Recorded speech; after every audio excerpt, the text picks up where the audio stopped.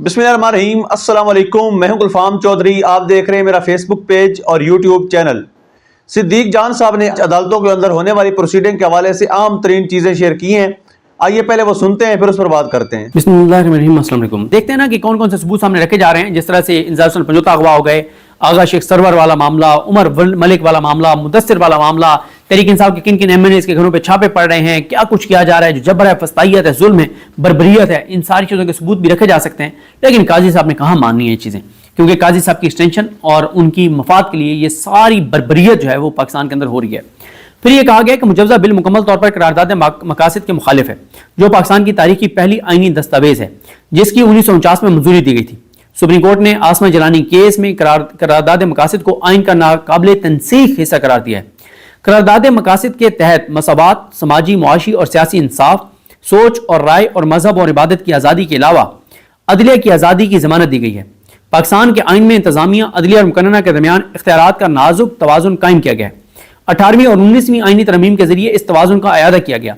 इन तरमीम यानी 18वीं और 19वीं तरमीम का मकसद तवील मावराए आइन निज़ाम के बाद अदालती तकर्रियों के अमल में शफाफियत को मजीद बढ़ाकर इसके जरिए जमहूरी तर्ज हुकूमत और कानून की हुक्मरानी को मजबूत करना और अदलिया में इंतजामी असरात को कम करना था।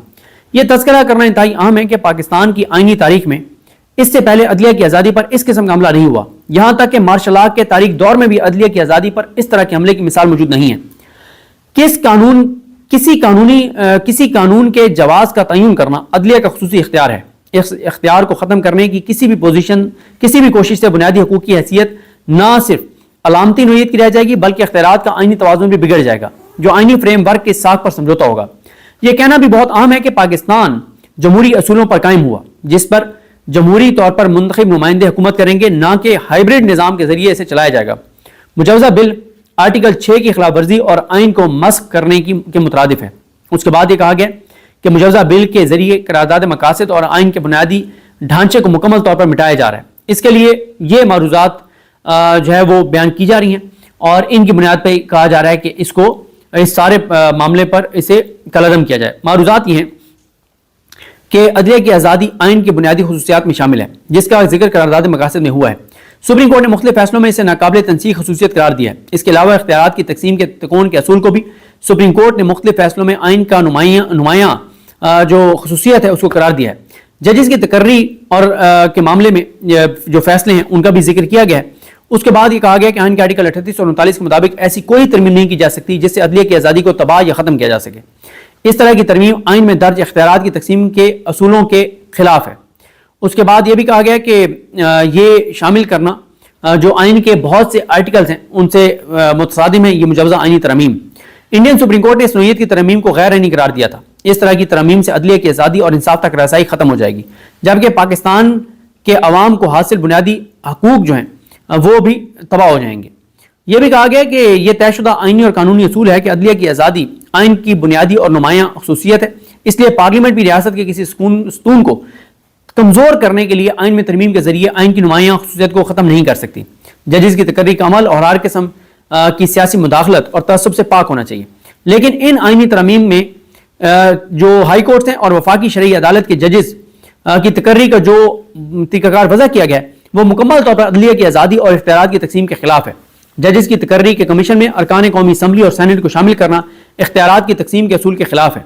इंतजामिया और मुकन्नना के नुमाइंदे जजेस की तकर्री के कमीशन में शामिल होने से अदालती तकर्रियाँ सियासी तअस्सुब का शिकार होकर दागदार हो जाएंगी। फिर ये कहा गया कि मुजवजा आइनी तरमीम बिल की रूह से सुप्रीम जुडिशल काउंसिल में सुप्रीम कोर्ट की नुमाइंदगी कम कर दी गई है। सुप्रीम जुडिशल काउंसिल जो जजेस का एहतसाब करती है उसमें सुप्रीम कोर्ट की नुमाइंदगी कम कर दी गई है और अब सुप्रीम जुडिशल काउंसिल में सुप्रीम कोर्ट का सिर्फ एक मेंबर होगा, जिससे सुप्रीम जुडिशल काउंसिल मुकम्मल तौर पर हुकूमत के ज़ेर नगी मेंबरान और वफाकी आइनी अदालत के कंट्रोल में आ जाएगी, जो उन्हें अपने सियासी मफाद के मुताबिक जजेस की तकर्री के अमल में मुदाखलत करने का मौका फराहम करेगी। यानी जजेस को निकालने का जो फोरम है सुप्रीम जुडिशल काउंसिल, उसमें अरकाने यानी पार्लियामेंट के मातहत जो वफाकी आइनी अदालत है जिसका चीफ जो है वो काजी फाइज ईसा होगा, जिसको शहबाज शरीफ और जरदारी मिलकर लगाएंगे, तो वो काजी फाइज ईसा बैठ के फैसले करेगा कि किस जज ने अदलिया में रहना है और किसने नहीं रहना।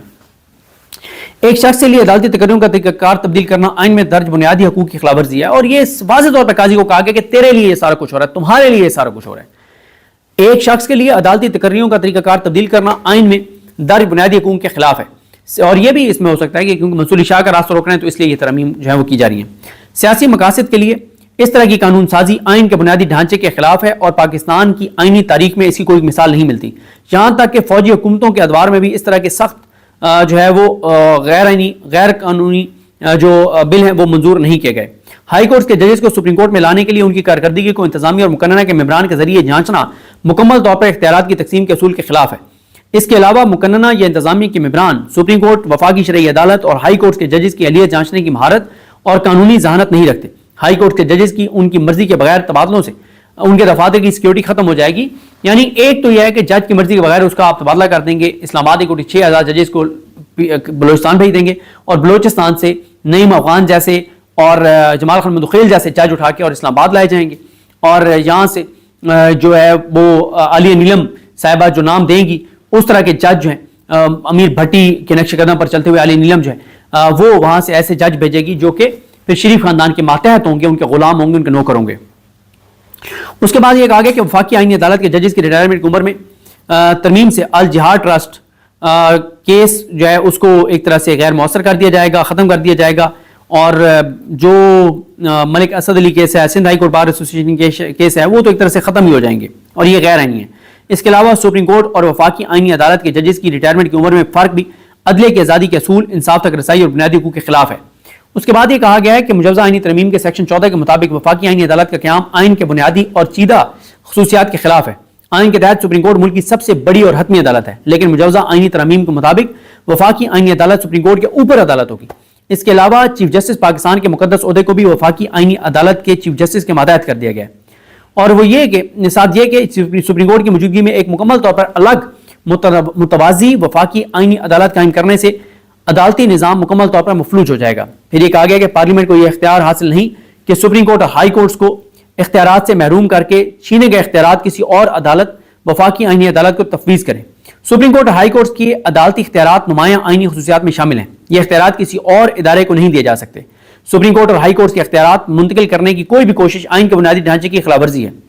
آئین کا آرٹیکل 203 اس کے مطابق قانون کے تحت ماتحت کورٹس اور آرٹیکل جو ہے وہ ماتحت کورٹس، اور یہ آرٹیکل کچھ اور بھی ذکر کیے گئے کہ وہ نیچے عدالتیں قائم کرنے کی بات کرتے ہیں۔ سپریم کورٹ یا ہائی کورٹ کی متوازی یا آئین سے بالاتر عدالتیں قائم کرنے کی کوئی گنجائش نہیں۔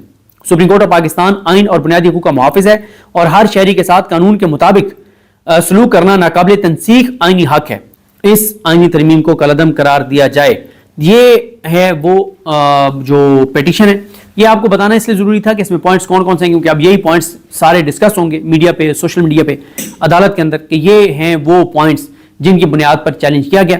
دیکھتے ہیں یہ چیزیں کیسے آگے بڑھتی ہیں۔ ابھی تو قاضی نے واردات ڈال دی ہے، وہ نعیم اختر افغان اور شاہد بلال حسن صاحب یہ کیس سنیں گے، جو کہ قاضی صاحب کی براہ راست ایکسٹینشن کا کیس ہے، اور قاضی صاحب جو ہے وہ انہوں نے ایک سال میں 90% وہ کیسز جو براہ راست ان کے مفاد سے جڑے ہوئے تھے وہ انہوں نے خود سنے۔